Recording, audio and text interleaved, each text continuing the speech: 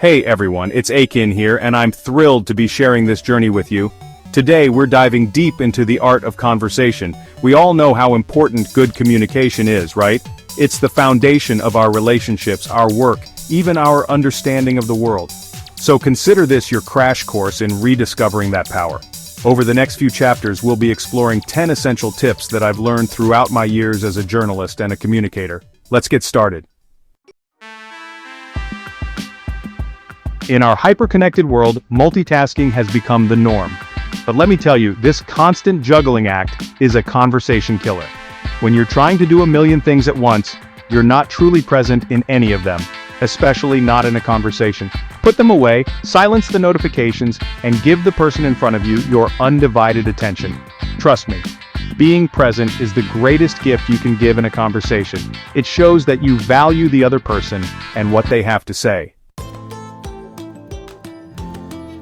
We all have opinions, beliefs, and experiences that have shaped who we are. It's easy to enter conversations feeling like we already have all the answers. But if we approach every dialogue as an opportunity to learn something new, our perspective shifts dramatically. Listen intently, ask clarifying questions, and be open to the possibility that you might learn something new. Every single person you meet knows something you don't. So, let go of the need to be right, to dominate the conversation, or to impress with your knowledge. Embrace the beauty of learning from others. Think about the last time you had a truly engaging, stimulating conversation. Chances are it wasn't a rapid-fire exchange of yes or no questions. Open-ended questions are the key to unlocking deeper, more meaningful conversations. Instead of asking, "Did you have a good day?" try, "What was the best part of your day?" See the difference? They transform a simple exchange of information into a journey of discovery. Have you ever been so focused on what you wanted to say next that you completely missed what the other person was saying? Yeah, we've all been there. It's like our minds become these crowded rooms of competing thoughts all vying for attention. But here's the thing, you don't have to hold on to every thought that pops into your head. Let your thoughts come and go like clouds passing by. When you release the need to control your every thought, you create space for genuine listening and spontaneous connection. Let go of your mental script and allow the conversation to unfold organically. We live in a world that often prizes certainty and expertise. There's a pressure to have all the answers, to be in the know, to never appear uncertain. But let's face it, none of us have it all figured out. It's okay to not have all the answers. In fact, admitting when you don't know something is a sign of intellectual humility and honesty. It opens up space for genuine learning and collaboration. People appreciate honesty and transparency. It builds trust and fosters a more authentic connection.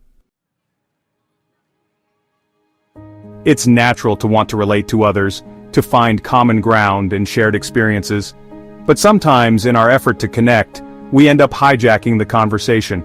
We turn someone else's story into an opportunity to talk about ourselves. Imagine a friend is telling you about a difficult experience they had. Your immediate instinct might be to share a similar experience you went through.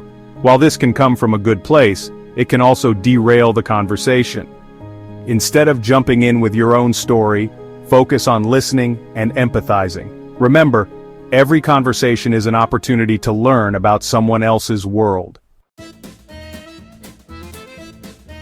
We've all been in conversations where someone repeats the same point over and over again. It can be frustrating, right? Not only does it make the conversation feel stagnant, but it also shows a lack of respect for the other person's time and attention. If you've made your point, let it go. Trust that the other person has heard you and move on to a different aspect of the conversation. Keep the energy flowing by introducing new ideas, asking follow-up questions, and exploring different facets of the topic at hand. Remember, a good conversation is like a game of catch. Have you ever noticed how easy it is for a conversation to veer off track? One minute you're talking about your weekend plans, and the next, you're deep in a debate about the merits of pineapple on pizza. While these conversational detours can sometimes be fun and spontaneous, they can also derail the main point of the conversation. If you find yourself going down a rabbit hole, gently steer the conversation back on track.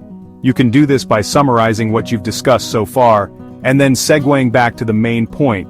For example, you could say something like, "So, we were talking about your weekend plans. Remember, it's important to keep the main purpose of the conversation in mind. In a world filled with distractions, truly listening has become a rare and precious gift. We often mistake hearing for listening.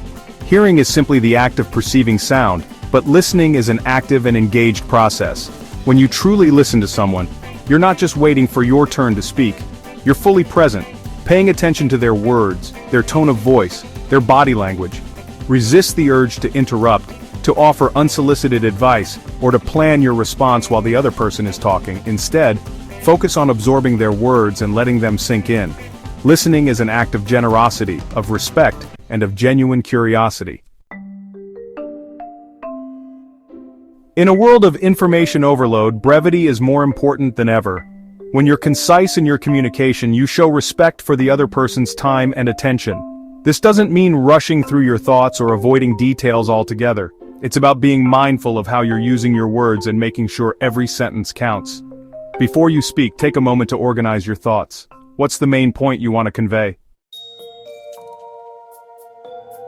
So there you have it, 10 essential tips for having better conversations. Choose 1 or 2 tips that resonate with you and start incorporating them into your daily interactions. Remember, conversation is a skill, and like any skill, it takes practice. Be patient with yourself, be open to learning, and most importantly, be willing to connect. Now I'd love to hear from you. Share your thoughts in the comments below, and let's keep this conversation going.